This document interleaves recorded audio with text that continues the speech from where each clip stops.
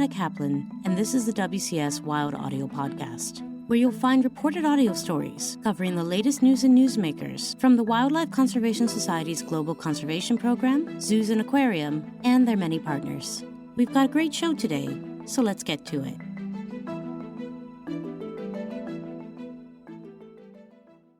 They're wild, woolly, and built for speed. Meet the guanaco, one of South America's most iconic species and champions of long-distance migration. But as man-made pressures encroach on grasslands, guanacos are being driven to the brink. Ahead of the second annual International Guanaco Day on August 23rd, an initiative supported by 40 international organizations, we look at how the WCS Argentina team is working with local communities and the government to protect these incredible creatures in their migration corridors. Hannah Kaplan has the story.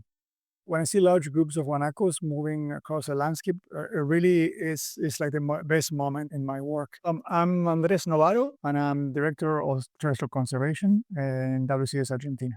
Dr. Novaro, who has spent decades studying these migratory masters, describes a guanaco as a lanky, swift member of the camelid family, closely related to the llama. Highly social animals, guanacos roam in tight-knit family groups across South America, from Argentina to Peru, grazing on a wide variety of plants as they move through open grasslands and savannas. The guanacos are very majestic and agile. They can run through very rocky terrain at very fast speed, escaping predators. Guanacos are survivors, really. Part of their resilience is that they can survive with very little water, so they can live in really harsh environments.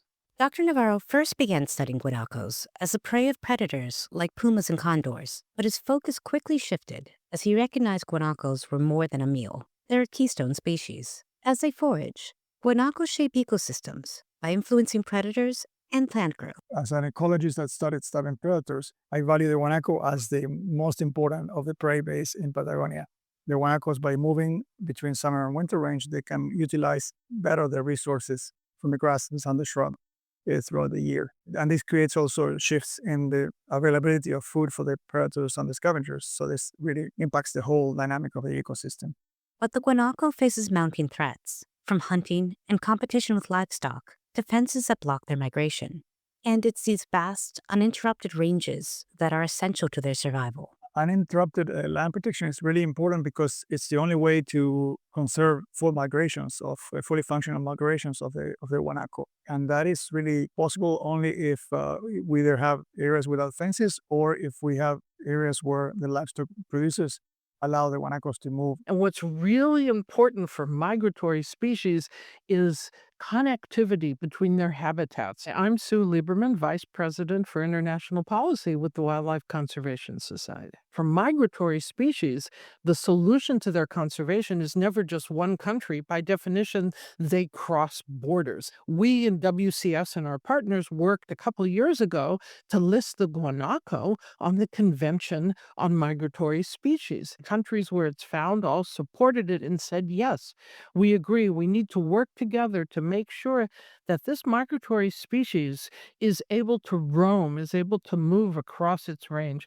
With this in mind, WCS Argentina, in partnership with Mendoza provincial government, purchased and donated 40,000 hectares of former livestock land within La Payuña Protected Natural Area, home to one of the world's largest guanaco migrations. WCS has worked to conserve this region for 20 years, with Greater Good Charities supporting key land acquisitions over the past decade. Today, La Payuña spans 665,000 hectares of uninterrupted public and private lands, making it one of Patagonia's largest protected areas. WCS is not into buying land in other countries, but we are very committed to the establishment of protected areas, corridors, connectivity for wildlife and people. So we're very excited about that donation of this extremely large area, critical to the migration of the guanaco and to the local communities that live in the area.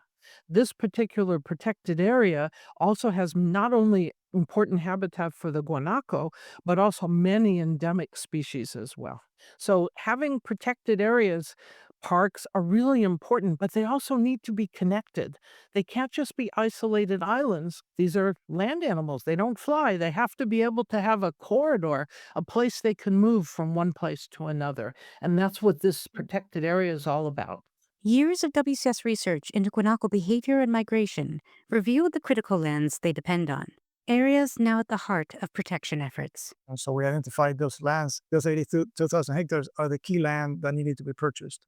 Being able to consolidate a reserve for the purpose of protecting the last remaining migration in South America of an ungulate is really significant. And Payunia would be the first place where that consolidation is happening. And we're using science, we're using research that we did with radio telemetry of the Guanaco in Payunia to know what areas to target for protection. So it's really the first time this is done in Argentina, and it's going to be the first time it's done in South America. So it's really a leading project in terms of that way of using science to plan and guide the conservation effort and working with the local government to put that into practice. WCS at our core is a science organization, and we connect science to policy. And the commitment to the guanaco is not just based on our beliefs that guanacos are important, but based on hardcore science, looking at where the species lives, what it needs, its foods, its relationship with local communities. And it's the science that has determined why this particular area is so important for the guanaco. Dr. Novaro is encouraged by growing community support. For example, an interest in sustainable grazing that reduces livestock competition without resorting to harmful practices like trapping and poisoning. The WCS team is also developing live shearing techniques to help small-scale farmers find markets for guanaco fiber, further incentivizing their protection. There's very few communities today that still preserve the knowledge of using the guanaco, especially the fiber. WCS is trying to preserve that knowledge. We're trying to promote the use of live shearing of guanacos so that people can collect the fiber, which is very, very valuable. It's a very fine fiber. And we're trying to help create a market for this fiber by promoting the live shearing and finding buyers. This area is today affected by climate change. There's increased aridity and more severe droughts. And guanacos, because of their ability to live in harsh environments, they're actually better adapted to these environments than the livestock. The guanaco, as part of the economy, is important because if we can diversify the economy in the grasslands of Patagonia, people have better income from a species that is also better adapted to subsist in this environment. Guanacos are a symbol of resilience, vital to the health of South America's ecosystems and the livelihoods of communities that depend on them. As climate change reshapes the landscape, protecting guanacos and promoting sustainable markets will be key to preserving both this iconic species and the wild beauty of the region. And it's working. Populations are rebounding, and local support is growing.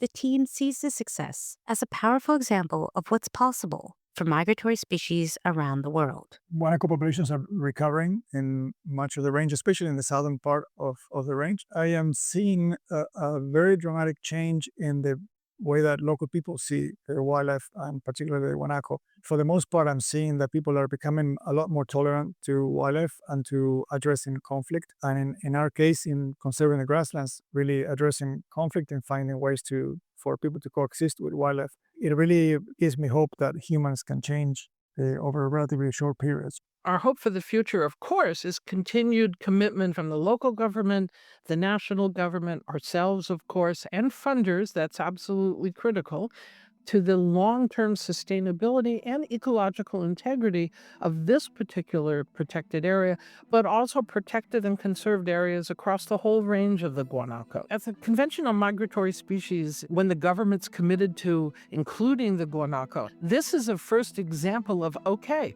government's committed, all right, we're going to list the species, and here's what we're going to do to help ensure the connectivity of the habitat, the integrity of the ecosystem that this species depends on. The next meeting of this Convention on Migratory Species is in Brazil in 2026, and we're hoping that Argentina will come and be able to celebrate the successes for the guanaco. For WCS Wild Audio, I'm Hannah Kaplan. Today's episode was produced and reported by Hannah Kaplan, with help from Dan Rosen and Nat Moss. The WCS Wild Audio podcast is a production of the Wildlife Conservation Society. Stay tuned for our next episode, and don't forget to rate, follow, or review the show wherever you get your podcasts.